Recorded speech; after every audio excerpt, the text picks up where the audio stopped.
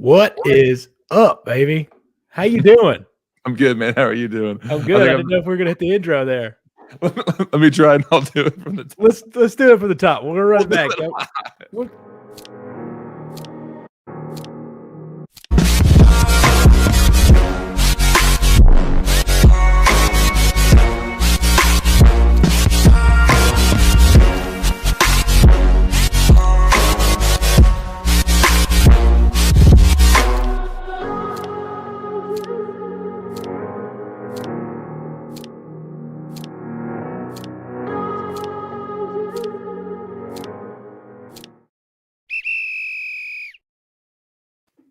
There we go, baby. Second time's a charm. Second time's a charm.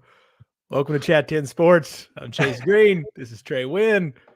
This is the beauty of live show. You can just press a little button. You can do a little cool intro. Bingo, Yep. bango. Bongo. Monster weekend for us, especially.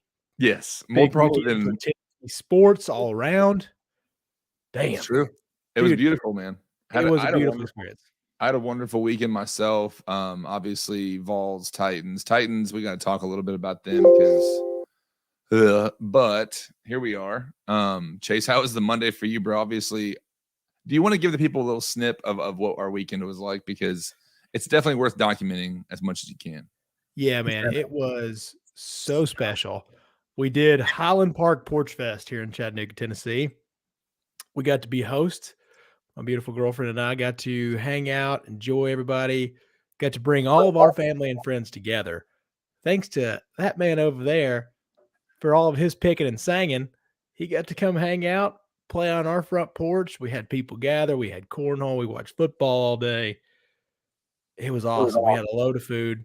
I got to smoke a monster pork roast. I was so pumped about it. And yeah, here we are, man. We got to enjoy it all. What did you think about it?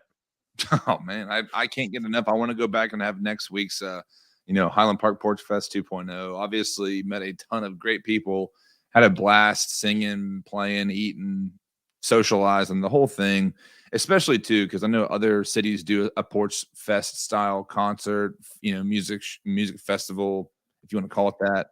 But going house to house across Highland Park in Chattanooga, tons of talented people in this city.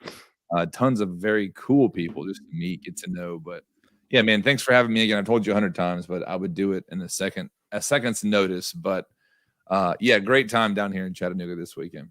Beautiful, man. Yeah, because we got to experience some good, like kind of small city vibes this week. Everybody got to walk around. Dude, you talk about the perfect fall Saturday. Yeah, Felt absolutely. awesome, man. Felt awesome. Just chucking cornhole around. And then after he got done playing, timing worked out beautifully. And we got to see the Tennessee Vols lay a smackdown down in old Baton Rouge, Louisiana. Mm-hmm. Dude, going into that game, was worried because, you see the Vegas line, it's pretty close. It's only 3.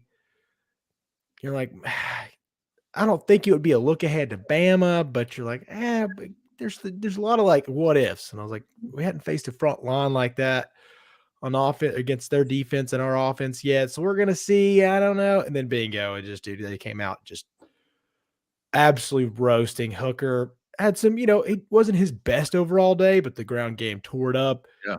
Dude, I was so happy. Shout out to our number one fan, my beautiful girlfriend in the other room, and Edmonds. Yes, Trey Wynn, you got to watch a lot of that game out there with the folks, the Jose and Desiree Russells of the world. Gosh. How was it, dude? It was freaking incredible. For one, we were actually, Desiree and Jose and I were sitting there at the game, just like, can we breathe? Can we enjoy what came a 40 to 13 win? Yeah.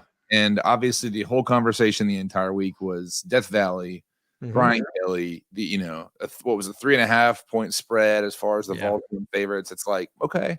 But I mean, through and through, I mean, the defense, obviously a ton of pressure on the quarterback all day, sacks, a lot. I mean, it seemed like the offense was not on the field a ton, but they made it count whenever they did. But no, I mean, from what I saw, and this is again like what we were talking about, like, are we used to winning like this? Like, are we used to the idea of going down, being not just a favorite, but being able to go down and beat a team by 30 points. I mean, hell, or Yeah, 20. really, it was really third. I mean, you could have. I mean, I know the actual score, but that was an ass whipping. Yeah, and That that was an absolute ass whipping. it was kind of that shell shock moment of like, we are really going into Bama week this week, and they've looked human, pedestrian. I mean, obviously Yep. versus Texas A&M as well, but yeah, man. I mean, where do we go from here now? That's just one of those things. Obviously, we want to talk about the LSU game specifically before we move to Bama, but Yeah. incredible weekend for sure for the Vols. Incredible weekend. And that's the thing is, I was listening to Josh Pate today, and he was just talking about this is the first time in a long time because we grew up, we were kind of on that, I guess, the back end of what the third Saturday in October really meant for this program and what this meant for this rivalry. This is the first time in 17 years Yeah. where you feel like, oh shit, this could be a real rivalry here. This could Mhm. be it, man. This could be a showdown. The line has moved. Bryce Young is iffy. It sounds like he's going to play. Cedric Tillman's probably going to play. That Mhm. seems like they had the surgery just for this. And then I was just also surprised from this last weekend, just to stay with the LSU part of it. How good was that pass rush, man? That's the first time that it looks like Tennessee has really, really gotten after somebody and looked dominant up front, don't you think? Yeah, for sure. I mean, throughout the entire game, I was thinking the defense would be a concern, it'd be a liability in some ways. I think they, showed themselves to be pretty flexible in certain situations. But yeah, I mean, pressures, sacks, 2.5 sacks for Byron Young, 5 total. I mean, Yeah. you can't complain whenever your team's able to get to the opposing team's quarterback. And here's the thing. I know LSU, like, what were they, 25 or 23 or something like that as far as ranking, but again, we said Florida week. We said this is an SEC win because Mhm. those boys have some talent on that team. Like, don't get it wrong. There could be so many things, but Byron Young looks to be a guy that he's coming into his own. Obviously, a ton of other players. Uh, I know Jeremy Banks. Obviously, I don't know how much we want to touch on it. There was some news that Jalen McCullough got arrested Sunday night for a pretty Yeah. sounds pretty serious as far as a charge.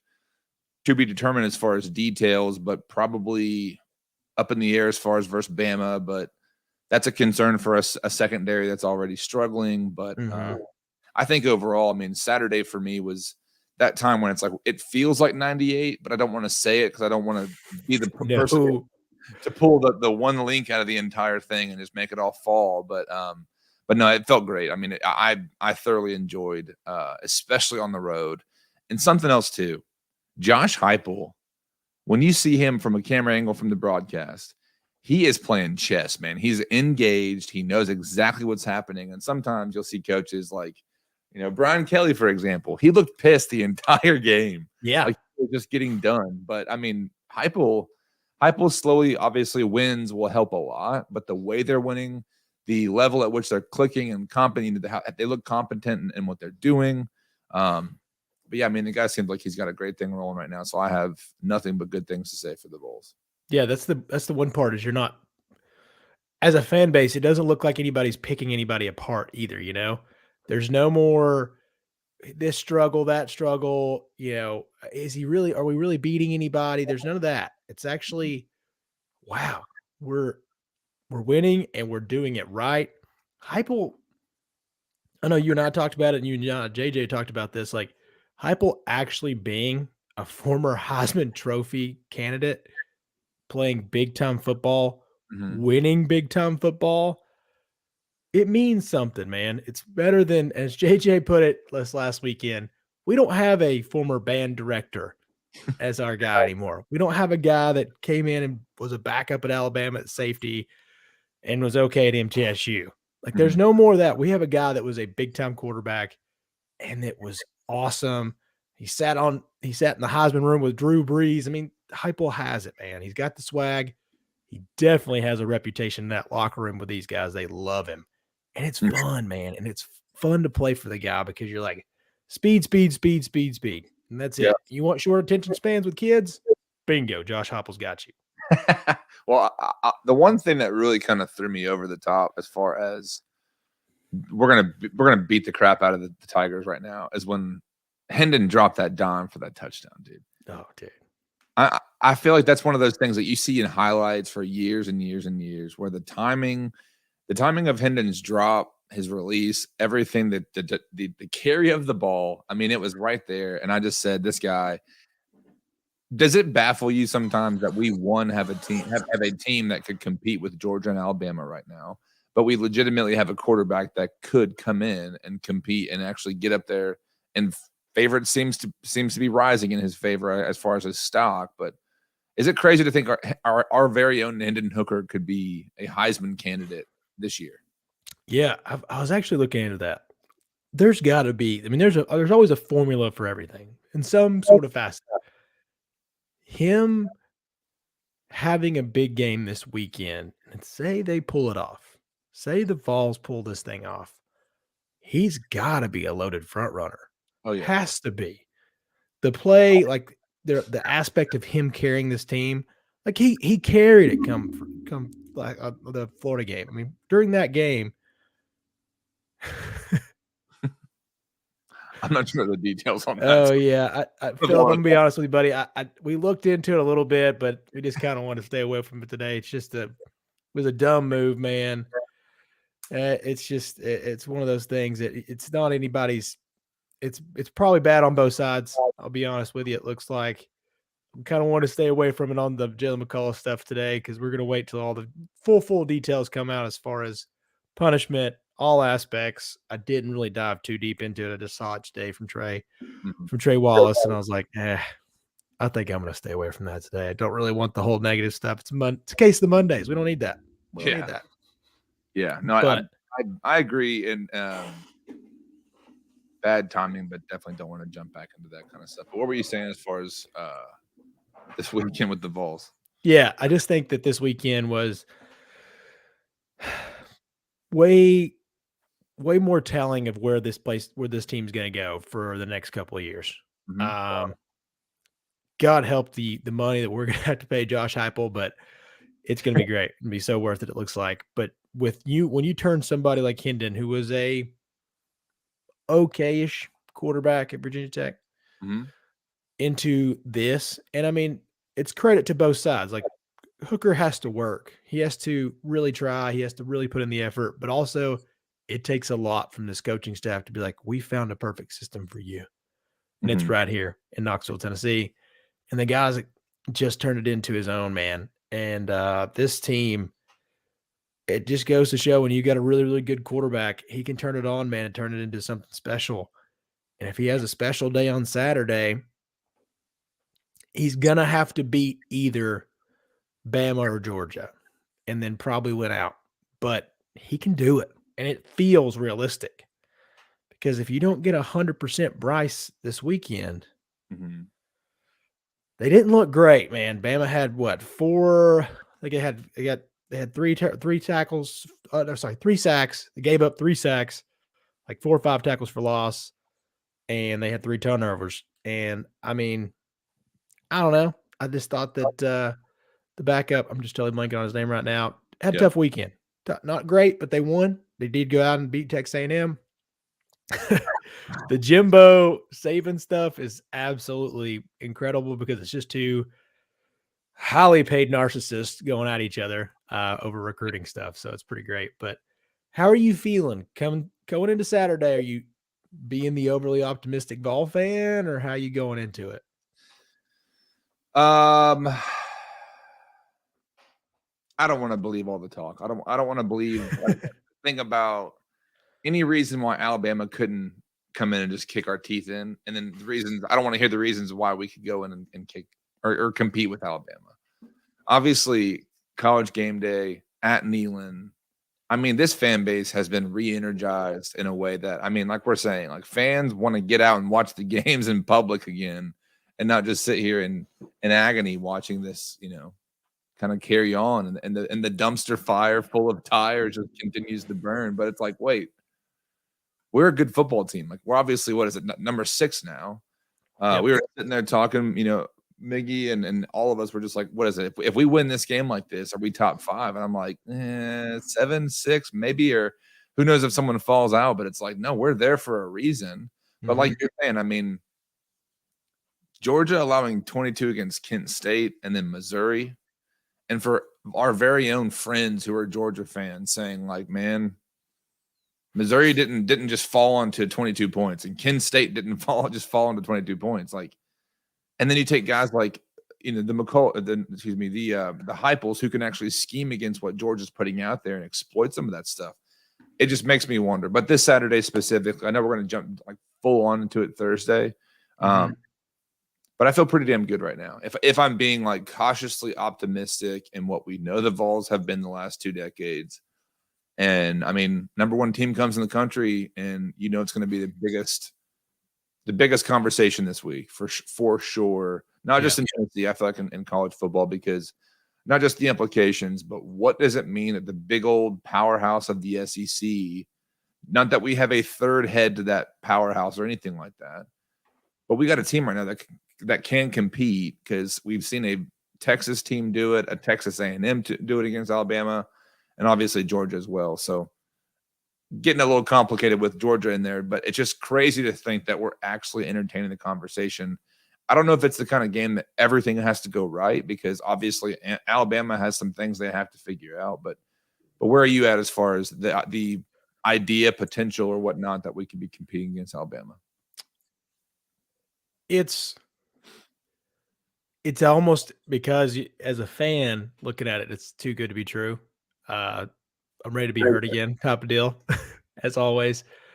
But I'll tell you what, man, there's just more facets to this team that keep coming along. And one thing I wanted to mention was this run game for Tennessee took a whole next step this last weekend. Looked good against Florida because Hooker made plays happen. They've looked pretty good at times, but then Jabari Small lit up a pretty good rushing defense. And, dude, if they can do that, plus, like I said at the top of the broadcast here, Hooker didn't have his best throwing days. He had some missed throws. He had some overthrows. They weren't bad, again, going interceptionless. He's doing all the right things, but also, man, if they can start to hand the ball off to Jabari and get Mincy back this week at left tackle, holy hell, man, this is going to be – it really is going to be competitive for the first time in a very long time. Realistically, yes, I know there's been close games against Bama, but sometimes you almost feel like it's a little fluky. But this time you feel like it's be competitive because of actual talent, not because just the whole world went right for you or the whole world went wrong for them. Right. It is a situation where you feel like, man, they can run the ball, they can throw it. Our pass rush looked like the best it's had all year. There's aspects, but then you look at it and you're like, dang, Will Anderson's on the other side of that ball from him to Hooker. You want to talk about a man that's going to cause some turnovers? The guy could do it. It's the best player in college football, probably. That's your number one draft pick maybe next year. Dude, there's always those worries because you're like, the top end talent is really close for the first time. But again and again, with all these injuries and the things going on with Jalen McCullough, depth, man, depth. Yeah. That's the biggest scare, don't you think? Yeah. And I listened to what you're saying as far as like the reality of the kind of the situation, but I genuinely, and maybe I'm drinking the Kool-Aid with Heupel here, but it's one of those things that if he is half of what we think he is right now, if this is not a flash in the pan for Tennessee, if this is something that he can actually continue doing, and obviously at a high level against Alabama and Georgia, I got no qualms and no issues whatsoever. But that question of Jesus. You good, man? Yeah, my laptop came unplugged and I looked up and I had no charge. I was like, oh, we about to go solo. Yeah, solo show, the Trey Wynn show. No, but Heupel makes the difference for me, man. And maybe it's that same old like, just the dude knows what he's doing. He's having a good impact, like you were saying a minute ago. But you just never know till they line up. So I'm very excited for the sake of the situation. Obviously, recruiting is going to be a huge part of this weekend. The atmosphere, it feels like a traditional matchup this weekend, which is the orange out. What we all do, we all endure all this crap for the sake of getting out there and enjoying some of these games where we legitimately can compete. So pretty stoked for sure for Saturday. Oh, I wanted to check with you. I'm Mhm. pulling up this tweet. I want to make sure I had the right number here from Mr. Trey Wallace. Okay. What have you looked at? Did you look at the ticket price by chance?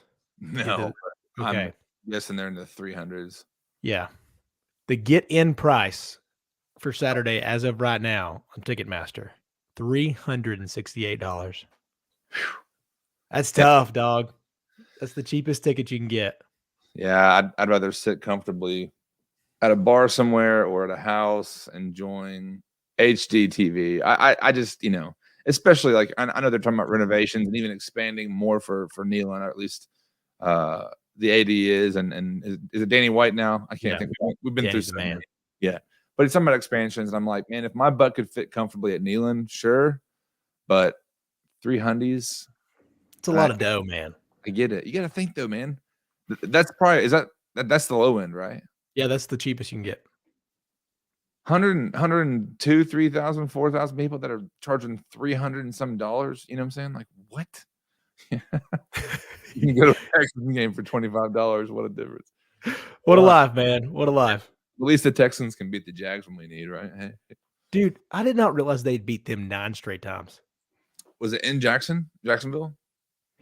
Wait, Dang. yeah. Or I no, I'm thought sorry. No, this was in Houston. okay. Yeah, but the Texans have just beat them 9 straight times. AFC South is a dumpster fire of just like It's the weirdest like setup because the Jags always beat the Colts down in Jacksonville. I feel like we always split with everybody, you know. It mhm, just you never know. So it's such a weird division.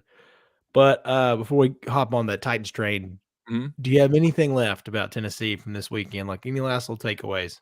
Mm, no, man, I'm just impressed with going on the road, and I know the big conversation part of the game was the 12 o'clock kickoff versus a night game. Obviously, it could have been a very different atmosphere, but Yeah. it seemed like the Vols would have gone down and probably had their way regardless. I don't know how you feel about that, but it just seemed like they were prepared, which is not Mhm. something that we're used to, and that's the biggest thing I'm getting used to. And like, hey, these guys are, and let's not, you know, I don't want to disrespect LSU like they're nothing. I don't want to make them sound that they're the next up and coming team in the SEC. But a good coach in Brian Kelly, he's there for a reason. Yes, he's speaking in Southern slang and accents and stuff for recruiting, Yeah. but on the road, good solid team, good head coach. 40-13, I have zero complaints, and I pray to God that we can find a way to beat Alabama this Saturday. Yeah. I'll say this. Both teams had to play at the same time. 11 Mhm. o'clock start in Central Time. Shouldn't matter. Vols came out, did exactly what they needed to do, turned on the pressure, started fast. Who cares if it's an opening fumble? Doesn't matter. They came out, they scored, they did what they needed to do. And when they turn on the gas like that, you put teams in a very, very, very bad position because playing catch up against the Vols is an absolute nightmare for most teams. And I just don't know if there's a whole lot of people in the conference once they're down to Tennessee, they can play that ball game. You play into Tennessee's hands. Good luck, man. That's a tough, tough road. Maybe if everything works out. I know the Tennessee secondary struggles, but whew, they make a lot of other secondary struggle big time. So Mhm. I really, really believe in this Tennessee team come this Saturday because Bama's gonna have to really step up their game. Their secondary is not the most wonderful in the country, Mhm. and Hooker's gonna attack that. We get Tillman back. Brew McCoy had another 140-yard day today. Maybe come Hyatt 2 touchdowns. I'm really looking forward to it. I really am. I think this Tennessee team is about to turn the pressure on for and get nasty this weekend.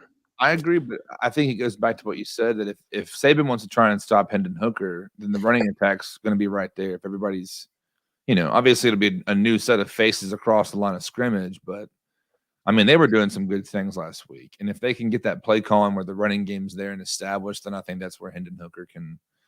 And like you're saying, the receiving group right now, I want more. Every week I have wanted more Brew McCoy because he just seems like such a big physical dude. The stiff arm that we saw a couple times in that game. Woo-hoo. I mean, give me some more of that Brew McCoy. But that's all I'll say about that for the Vols this week. But yeah, I feel confident. I don't know how confident. Maybe we'll give some numbers on Thursday, but like It's a good time to be a Tennessee Vol. I'll say that for sure. Yeah, everybody stash up, get us some score predictions. We'll fire those away on Thursday. Let's roll over the Tennessee Titans. Let's do it, baby. All right. Hey, I'm stoked about this because I feel like this blooming onion just lays open, and there's so many things that we could talk about with the Titans. It's the weirdest because I can be upset about them, and I can also be like, wow, they won 3 in a row. It's so weird, man. I sometimes I just don't get it. I don't know how to feel as a fan or as somebody that follows them. Well, I want to start with this and just get your take on this because we're 4 or 5 weeks in. Titans are 3-2. Obviously, right now the AFC South continues to be a dumpster fire, but 3 straight going into a bye week where we could get a ton of guys back, but we squeeze out. And I want to give a shout out to my boy Devin Wolf because the guy bet me a beer at that final drive. I said, buddy, don't worry. They got Carson Wentz. Although his ridiculous, it was not a horrible, throw, bad decision for sure. But David Long Jr., man, I rewatched the replay, and it was almost from the angle where Carson Wentz was, throwing the ball. You could see the ball perfectly travel, and just how athletic David Long Jr. was making the interception. But here's the thing. That division right now, NFC East, right? Giants, Cowboys, Eagles, and the little old Commanders in Washington. 3 of those 4 teams are 4-1 right now. Yep. So we could all take a huge moment and just crap all over the Commanders. But obviously, they got some issues. But the Titans also have some issues. So here's what we know about this Titans team. We're not horrible. We're not horrible, right? But the biggest problem, and I swear we could talk wide receiver group, we could talk defense, we could talk anywhere on the field. The overall biggest issue, without any question or any reservation, is the offensive line. So far ahead of me, and it blows my mind that they're able to go out and they're actually scoring points and moving the ball, watching Derrick Henry run the ball. Obviously, last week he looked different, but what I know about this Titans team is that this offensive line is going to have to get better if we want to even talk about playoffs. And I mean, talk about playoffs in the sense of just not making it and getting booted in the first round. Because, yes, the Bengals went to the Super Bowl last year with a horrible offensive line. Not the best game plan, but if we're being straight up honest, I know the offensive line is trash. But, Chase, what do you know about the offense or about the Tennessee Titans in general at this point in the season? Well, I'll reiterate your point, man. That offensive line is not great. And we don't have Jamar Chase, T. Higgins, and no offense to Matty Ice or Matt Ryan. Oh, Matt Ryan, Jesus, I've lost my health. Freaking Tannehill. I was just looking over here. I just thinking about how good Joe Burrow was last year and like how many ass whippings he's taken. And then again this year, he's doing it again, and they're not very good. To be honest, watching that Ravens game last night, they just couldn't figure it out. So Tanny is just doing that thing where he's just trying to survive at some points. Derek looked really good despite not the best run blocking day from this Titans team. I thought, some moments, but dude, Sweat absolutely dominated up front. Really got after him. God, why do we keep getting one-on-ones with a tight end? With freaking Swain out there trying to do his thing, like trying to block Sweat one-on-one. What are we doing? What are we doing? I don't care if he's the best blocking tight end. What are we doing, man? Be smarter. Vrabel is trying to make the square peg fit in the round hole with Jeff Swain. I swear he's just the most stubborn old bastard in the freaking NFL sometimes. But I mean, yeah, that's just the complexity of the offensive line issue for me. Because any tight end that we have, which we'll talk about it in a second, it's just a burning pile of cash that we call the tight end group. But when Dylan Radins is playing, obviously Nicholas Petit-Frere is in there. I think he's doing all right as far as run game. We've talked about that with Paul Kaharski in depth, but I can't complain. Like we're saying, it's like we're 3-2 after an 0-2 start. We beat the Commanders. Yeah. And now it's like, well, were the Giants as bad as we thought, at the time? Because they're 4-1 now and they're kicking ass and beating Aaron Rodgers in London. It's like, wait a second. How bad are we? I know for the Tennessee Titans, obviously getting some picks, getting some turnovers and things like that when we haven't had, we haven't really had a ton of that this year. I don't think I've seen Kevin Byard make a pick. Have we? No. Maybe I don't. Maybe we've had one or two. Maybe somebody. Yeah, I don't think he has, but it's just one of those deals. I feel like he's the only person that plays somewhat okay out there in the Right. secondary. But I think overall, I think my message to the people is this: it is what it is, and sometimes teams win games on last-second drive interceptions to beat the trash Commanders and Carson Wentz to go out there and win. Sometimes we lose games on last-second field goal attempts by Randy Bullock, and we stop calling him Fat Randy. And now he's Randy Bullock. It is what it is, man. I don't understand why these fans, Titans fans in general, just want the sexiest wins, the most convincing thing, because at the same time, when we do have those wins, we think that we are the biggest thing, and then we walk into the next week and get our teeth kicked in by a team like the Giants or the Jets of years older, whomever we want to talk about from whenever we want to talk about, because we've been doing this crap for so long. There's such a repetitive pattern here that, it is what it is as a Titans fan. It's a win. But I do want to bring this up. John Robinson has slowly gone from I trust J-Rob, right? Yeah. That's where we were. That's where I was. But if you look at that man's resume and you continue to see what he's doing with the Austin Hoopers, with the Jeff Swains, where right now, like we said, we got a big old $18 million pile of cash in the tight ends room. And Luke Steckel, the Titans coach, is today telling them, hey, every guy wants to go out there and get the ball. It's everybody in the league, yada, yada, yada. But as much as you might want it, I don't know. Again, is it an offensive line issue where he's helping block if he's on the field? Because I'm seeing a lot of Swain, and I'm not seeing a ton of Austin Hooper. So John Robinson, it's like, I know they're not going to fire nobody. They're not going to change anything, anytime soon. But at the end of the day, we got to have a real honest conversation, because all the issues on this team don't go back to Vrabel. They don't go back to all the analytics. We're talking about analytics. We're talking about talent with this issue. I just think John Robinson's got to have some type of, does the bleeding stop, or does he continue trying to trade players and picks or whatever he can get just to potentially whiff on more players and cause, it's such a weird place to be in. But yeah, with John Robinson and kind of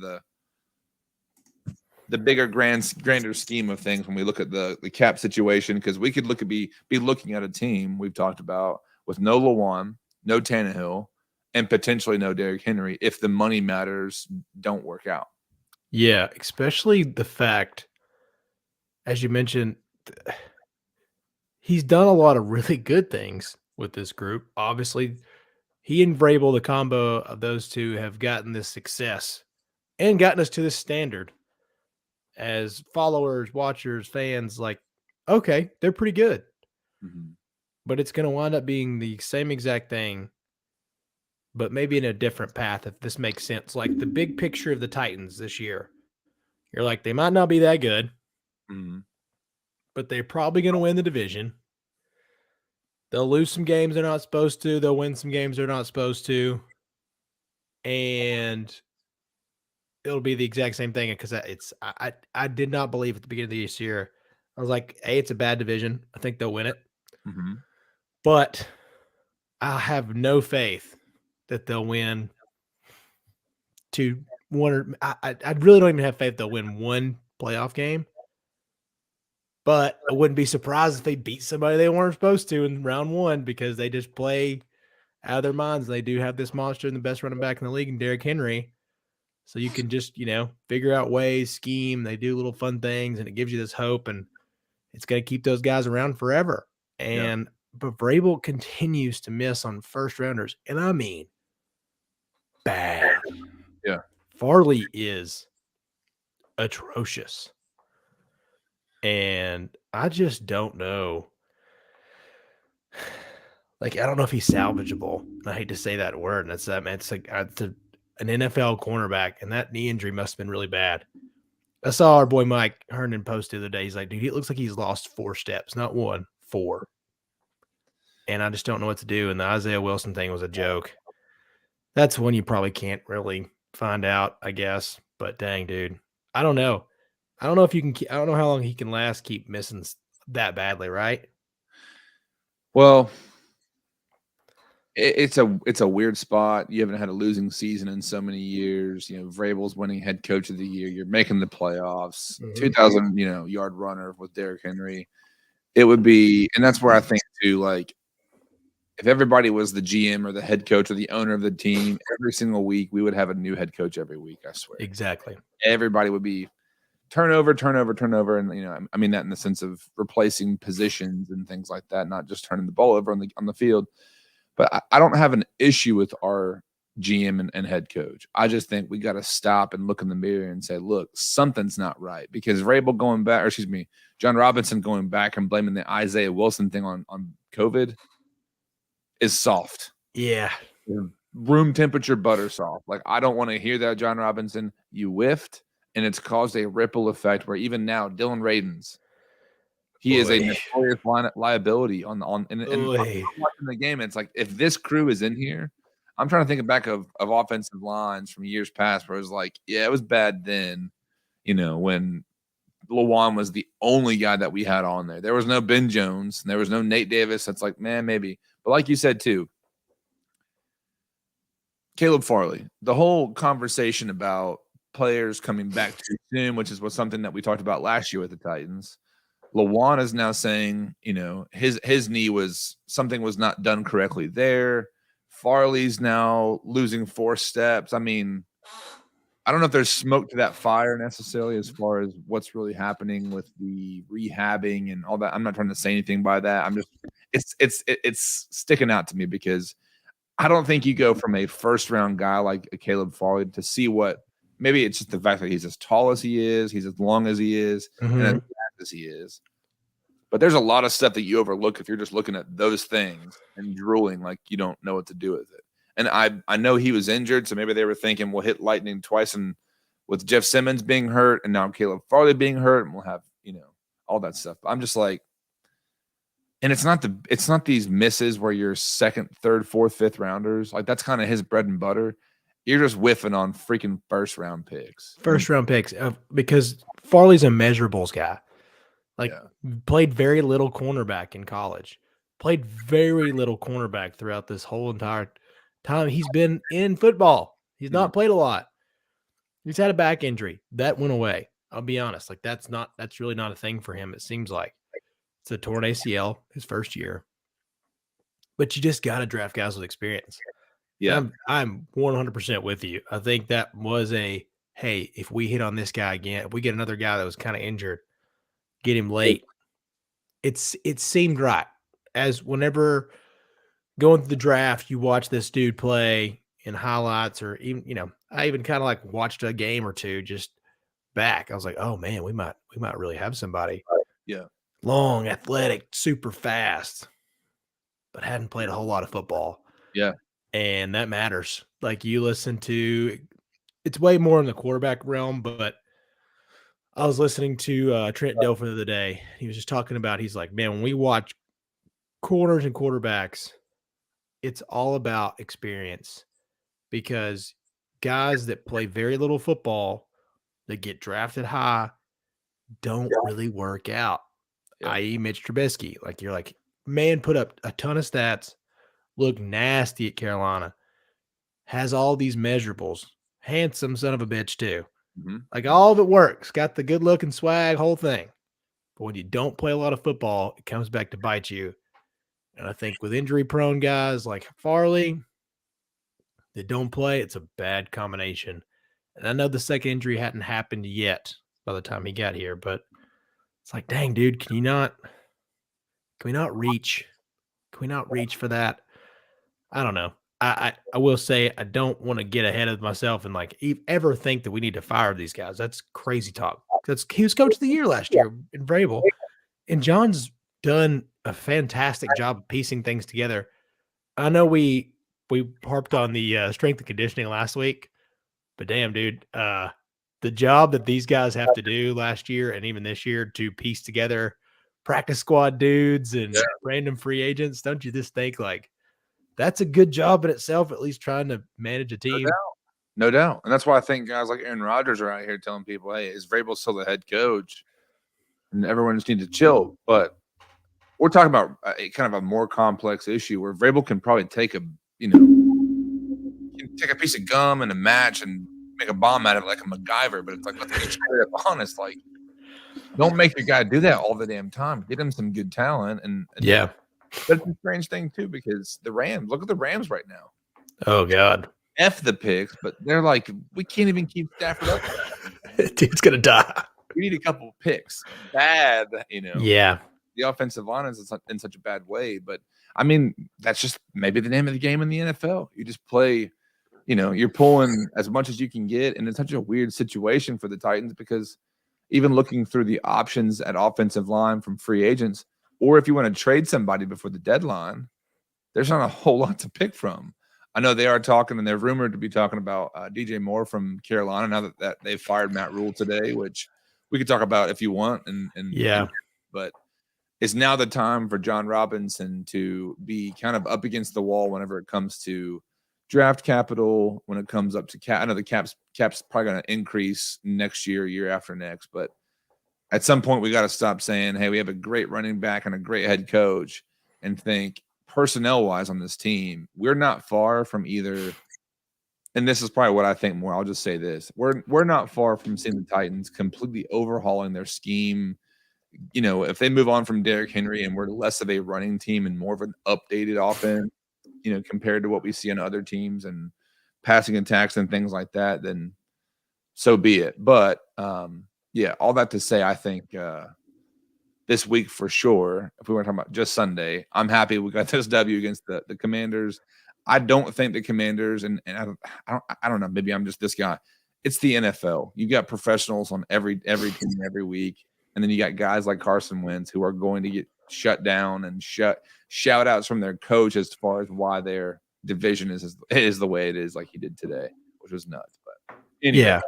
Well, I mean, let me ask you about the something along the lines of like a DJ Moore. Okay. Mm-hmm. Pretty good wide receiver, right? Pretty good wide receiver. Not great. I don't know. I guess he's better than Robert Woods, I guess. I don't know. So he's somebody who can kind of get open. Robert Woods can't always do that. Catch punts, then he might be better than Bobby Trees. But. That's true. But if you're going to get, and I wouldn't even say, it just depends on what you have to give up. And I feel like the DJ is going to be somebody you're probably going to have to overspend for right now in this fire sale, I guess. But he's a guy that's going to be getting next year pretty much 20 million, 2024, 16, 2025, 15. But Tannehill's probably last year. Malik probably, I guess, is going to be our starter. I mean, do you want anybody? Like, do you really want to spend that much money on a guy that's going to be helping develop your quarterback? I don't know. Well, it's that weird period of time where it's like, how much is it going to cost you, like you said? And then you want to take on that. Plus, there could be a massive overhaul with talent here. Yeah. It's like, then we're legitimately like, whoever the worst team in football is right now. Who is the worst team in football right now? Probably Steelers. Yeah, I was going to say Steelers, Houston, or Texans. I don't know. Beating the Jags. I think beat the Jags, dog. I don't get it, man. Fool's gold Jaguars. Jags had me sweating. They still do kind of concern me as far as the division, but who freaking knows? But no, I do. It's weird, man. As the season goes on, I feel like we're going to only learn more about the team and what they're going to do and how they're going to address these problems, because at this point, it's like maybe we're still rebuilding, but maybe we're going to get some wins. And as long as we can keep fans coming to games and keep some excitement, we'll convince them. But we know that after this year, this whole thing's probably going to get burnt to the ground, and we're going to be restarting. That's the vibe I get at times. Yeah. So, and it's going to be. I think it could be a pretty ugly rebuild, don't you think? Ugh, that's the thing, man. Losing Derrick Henry could be like. This fan base is going to have a tough couple weeks after that. Well, I remember when Eddie George got, cut and the Cowboys picked him up and he kind of fizzled out, which, I mean, I'll love and respect Eddie George, but it's like the timing was probably right, Oh, yeah. far as that. It's a business decision. Hopefully, and I'll be honest, whenever Derek goes out, you don't want it to be at his peak. You don't want him to burn out, but I also I don't want to screw the guy. I don't want him to sit here and just get his ass beat. To be honest, too, I think it'd be worth it in all aspects. If you're going to do this, you're going to blow it up eventually, and probably in the short term. Then go get something for a guy, maybe even on the backside of his prime, because he'd be worth it, to somebody. Give up a lot, get some stuff back, get through the NBA stuff, get a ton of draft capital back if you have to. Yeah. You got to make it worth your while if you're going to do this. Don't let everything fizzle out and not get anything back. Yeah, and I think this year, depending on how this year goes, I feel like if no one's ever going to tank or anything like that, obviously the Titans are far from that. But if you're looking at that time when it's like, all right, we're out of contention for this division, we're out of contention for the playoffs. We know, there's a choice that they can make to lean into a rebuild or try to, kind of push your way through kind of thing. But yeah, like you said, I mean, that could be an interesting time just to be like, hey, let's put up the signs and let's get all these guys out of here and free up as much time or as much money and picks as we can get in return. Perfect. But don't you think that's the worst part about this Titans team too, is it may almost be a detriment to be in such a bad division where you're like, we can still win. If you're John Robinson, we can still win this thing with a pretty mediocre roster. Yeah. I mean, well, and they did it last year with the record 91 moves or whatnot. That's just but again, how can we get the talent that we need? But that's where I'm just thinking again, like you're saying, how bad could the rebuild be? It could be bad, but that's where I also think that Vrabel could probably take anybody off the street and teach them a thing or two, and very, very true. Very them. true. I want to let's get to Steven's question here.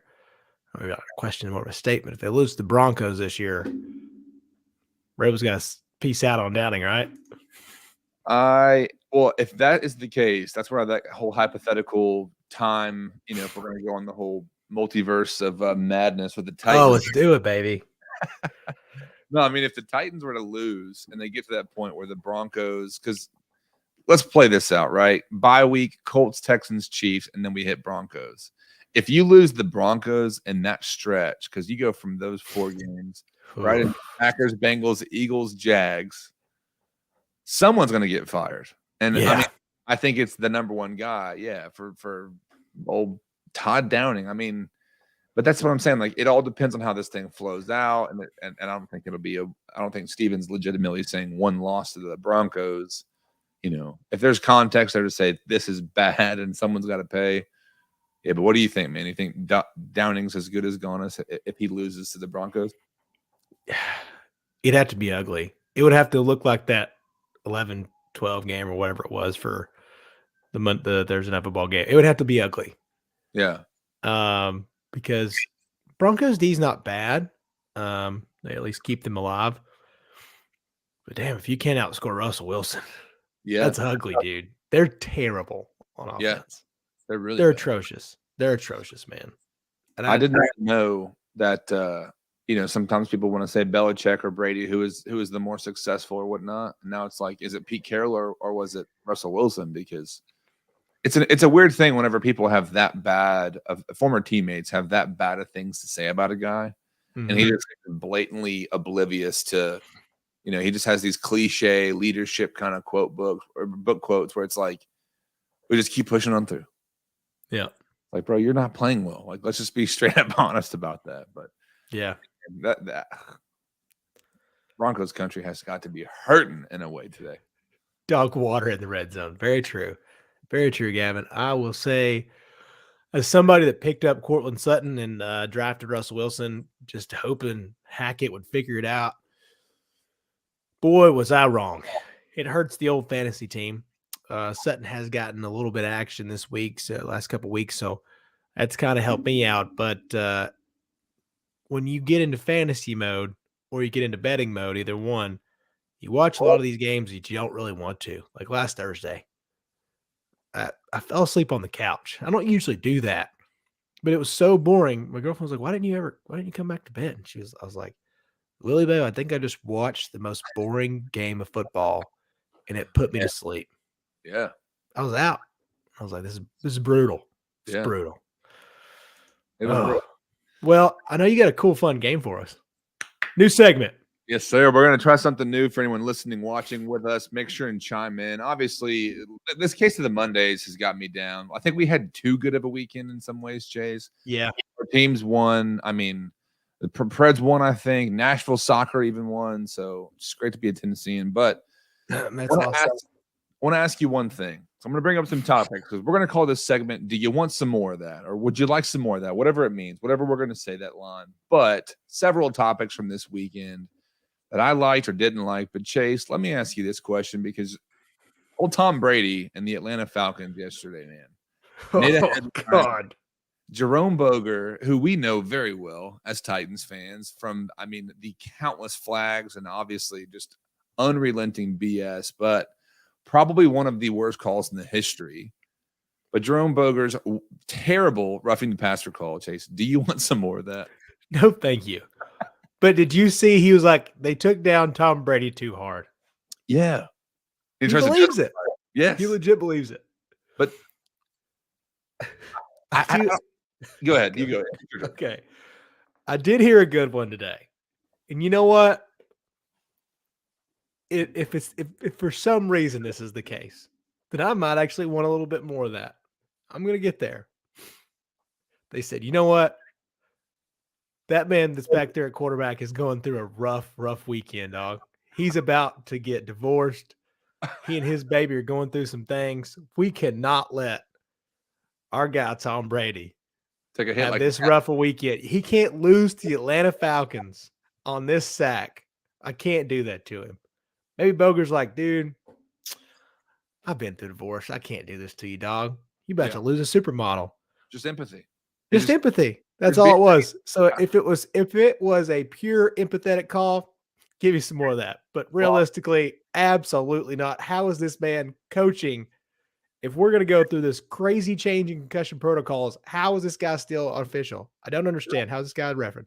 Well, Tua's getting knocked out one week, and Tom Brady's getting kind of, make sure he has the fluffy pillow below his tushy before he hits the ground. But, I mean, it's strange when you're watching the game and football night in America, and everyone's giving their opinions of, like, what else could, I think it was Grady Jarrett or I forget who else it could have been. Obviously, I feel like we knew the Falcons because of Arthur Smith, but Arthur Smith was losing his mind. It's like the entire NFL community is educating Jerome Boger. Anyways, I don't want any more of that. No, thank you. No, thank you. But yeah, I'll pass on that for right now. But I got a couple other here. I do want to say Deion Sanders is a guy I have a little bit of a love-hate relationship with. Obviously, doing good things at Jackson State, the SWAC conference, if you will. But Eddie Robinson going down and having a big matchup against them, huge, obviously, storyline. Similarly to Saban and big old Jimbo Fisher having some awkward in there. These guys went to the next level, having some type of handshake that got into kind of a shove, and come to find out Eddie Robinson just vocalized his frustration and feeling disrespected by Deion Sanders all week. I mean, do you want more of that, Chase, in the sense that where do you stand with Deion Sanders, his approach? I mean, do you see any validity in what Eddie Robinson is saying? So I will be honest, like I didn't see a whole lot of I didn't see anything Eddie was talking about. I watched Eddie's interview, but if it's true, which you can see it, man, you can see Deion being the most arrogant man in all of HBCU football, basically, and just not doing it, like just not doing the cordial things. Like he's like, Deion's, he's prime time. He is prime time. And if he was disrespected, give me some more of that. Like step up to the plate and be like, hey, I'm not bro hugging this guy if he ain't gonna even pretend to be my bro.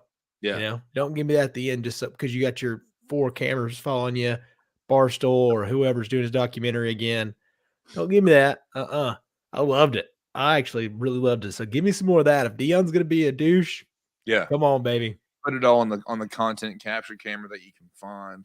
I do like the fact that, Eddie Robinson sitting there saying, look, you can be this big primetime personality guy, but there is a core kind of code of conduct or respect between coaches because everyone's out there trying to do the same thing, man. I mean, obviously, like you said, having Barstool's backing is probably going to help him tremendously until he can go to the next spot where he's coaching some big team. But I mean, I see both sides of it. Dion comes to compete. Eddie comes to compete. Eddie got. He didn't like it, right? Nope. But Dion is that guy who's like, he's going to dance from the 10, 15-yard out and kick his heels up and dominate and that kind of thing. But they also, I did see Jackson State, obviously following, if you follow Deion Sanders on Instagram, you can see that he told his team, look, no talking, we're playing. We've been disrespected all week, so who knows, man. Whatever it takes to get the win, but at the end of the day, I think it's, I do what I do like you're saying, as much as Dion wants to be that guy, I do like Eddie Robinson throwing hands and saying, "Hey, we ain't like that around here." So no, I'll take some more of that. I'll take some more of that. But that summarized. Well, I do say this. I'll go back to my guy here. I do have one more topic. We have a few more minutes left, but David Long Jr. saved the Titans this weekend. How about that interception? Because I seriously, I legitimately watched that pick on replay about 10 to 15 times to see his timing and everything. Chase, do you want some more of that David Long Jr. pick? Dude, give me some more of that, and give me some more of these linebackers playing well. Long has long been the leader for this year, and I want this guy to really step up. And sometimes it just, like, when you make those big time plays, it adds more to your leadership role. Get you a little pep back in your step. He's not had his best year. He's definitely not played like he did last year. But I will say this: I think he is really, really coming to his own. And that pick was massive. So give me all of that, bro. Yeah. Well, I'm excited too, because I feel like that does a ton for the defense. And Mike Herndon put it out today that you got so many guys, Zach Cunningham's, several injured guys, Bud Dupree's on the defensive line. The Titans desperately need right before the bye. So I will absolutely take me some more of that. David Long Jr. stepping up, making a play, especially right at the 1 yard line. The Titans, I think who was it? I'll scroll back up here. The Titans owning Carson. There you go. Titans own Carson Wentz when he was in Philly, Indy, and now Washington. So we've made the big three so far. And if by some means maybe Carson Wentz finds a fourth team, we'll beat him again with that fourth team. But good show, good weekend for Tennessee sports, obviously everywhere. In case you're new to Chat 10 Sports, follow us anywhere. Find us Instagram, Facebook, Twitter, the mains, and then we obviously have our link tree where you can find us everywhere else. YouTube, find us on Spotify, Apple Music, listen, subscribe, 5-star rate, and make sure every week, Monday at 8:30 and Thursday 8:30 Eastern Standard, that you're joining us live. Chase, what you got today? Anything to close us out tonight? No, but Gavin, real quick, go ahead and give Gavin what that man needs right there. Let me get it back. Oh yeah, Bama's coming to town on Saturday. All right, I need everyone out there to step up, stand up, and Vols Nation, let's ride.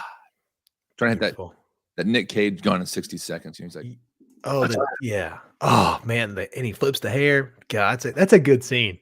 Yeah, that's a good one. It's a legendary one. I want to see some Vols. Speaking of, I did show this to you at the watch party or the Porch Fest, but the Vols social media crew that came up with the power tee on a beignet was the most beautiful thing I've ever seen in my life. Beautiful. Anyway, beautiful. Also, if you guys haven't checked out the SEC Shorts video of Tennessee being back, is fantastic.